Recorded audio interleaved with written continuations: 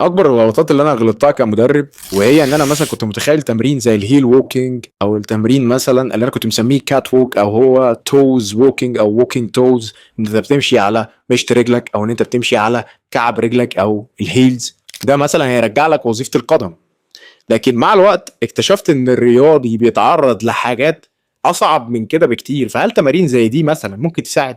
ممكن التمارين دي على فكره تساعد في جزء من التاهيل. ممكن نقول ان هي ممكن تكون بدايه في ان انت الرياضي يحس بالوعي او بناء الوعي بالكاحل. لكن مع الوقت اكتشفت ان التمارين دي مش كفايه خالص، لان انت كرياضي بتتعرض لمواقف اصعب من كده بكتير قوي في رياضتك، بغض النظر طبعا ان انت تمشي على الكاحل او ان انت تمشي على صوابع رجلك. في حاجات بتساعدك طبعا ان انت ترجع السنسيشن وتحس بالسنسيشن او الاحساس بالفوت او بالقدم، وده مهم جدا ليك رياضي في كل حاجه بتعملها. الرياضه بتتطلب حاجات اكتر بكتير قوي من كده، من ان انت تحرك مشط رجلك او ان انت تحرك مثلا كعب رجلك.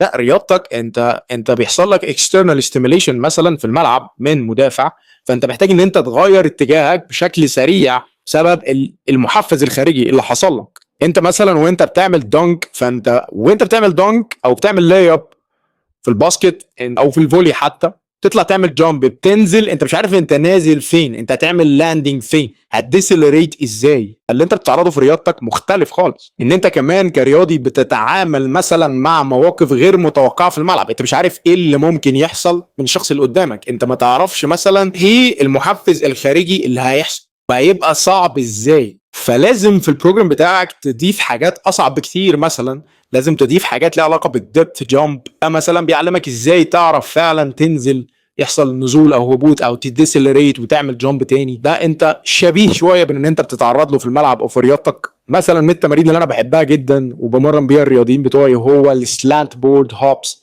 ده بيقوي لك جدا الكاحل بتاعك بشكل كويس قوي في البرونيشن او في السوبينيشن. فانت بتعمل جامب او هوبس حاجه بسيطه جدا، فده بيخليك كمان تشغل الكالكينيوس بون او عظمه الكالكينيس بشكل كويس قوي. ممكن نقول ان التمارين دي مشابهه لرياضتك والمواقف اللي بتحصل لك الحقيقيه. فممكن نقول ان التمارين دي فعلا هتعمل معاك فرق كبير. جسمك مثلا هيبتدي ان هو يتاقلم فعلا مع الصدمات اللي بتحصل لك في الملعب، الصدمات الغير متوقعه اللي انت ما تعرفش حاجه عنها خالص. الانكل او الكاحل والفوت هيبقوا اقوى بكتير للاستجابه اللي هتحصل لهم، فده هيقلل لك خطر الاصابه بشكل واضح. بس في حاجه مهمه انا عايز اوضحها، وهي ان كل التمارين دي مش هتمنع الاصابه، عشان ده برضو مش واقعي. الهدف في كل ده ان انت تقلل من خطر الاصابه او ان انت تقلل من معدل الاصابات بتاعتك. واللي انت محتاجه ان انت تحضر جسمك لمواقف صعبه جدا هتحصل لك في رياضتك.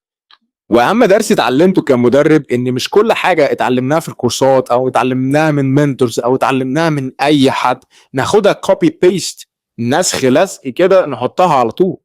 انت لازم تسال نفسك، انت هنا كمدرب عشان تسال نفسك، تسال نفسك دايما، لازم تسال نفسك دايما هل فعلا التمرين ده واقعي؟ هل التمرين ده فعلا هيساعد؟ هل التمرين ده هو عادي كده ولا هو فعلا بيساعد؟ هل التمرين ده فعلا بيقدم قيمة حقيقية للرياضي ولا لا؟ هل في احسن من التمرين ده؟ هل التمرين ده هيفيد الرياضي بشكل حقيقي وهيعرضه لمواقف صعبة في الملعب؟ مثال على ده مثلا تمارين كتير قوي بنشوفها دايما في كل الفيديوز، وهي ان انت مثلا بتعمل بوس بول على رجل واحدة، فانت بتحاول ان انت تعمل بالانس بالشكل. هل فعلا تمرين زي ده ممكن يكون بيساعد الرياضي ولا هو فعلا شكله حلو؟ ممكن لو سالت رياضي هتقول له ايه رايك في التمرين ده، يقول لك لطيف قوي وجميل، تمرين برجل واحده على البوس بول. وممكن في الاخر تلاقيك بتقنع نفسك ان هو تمرين مثلا بيحسن البروبريسبتيف تريننج مثلا. لكن الحقيقه من المشاكل اللي انا كنت بواجهها ممكن مدرب يكون بيواجهها، وهو ان كان بياخد التمرين كوبي بيست من غير ما يفكر هل التمرين ده فعلا مناسب ولا لا.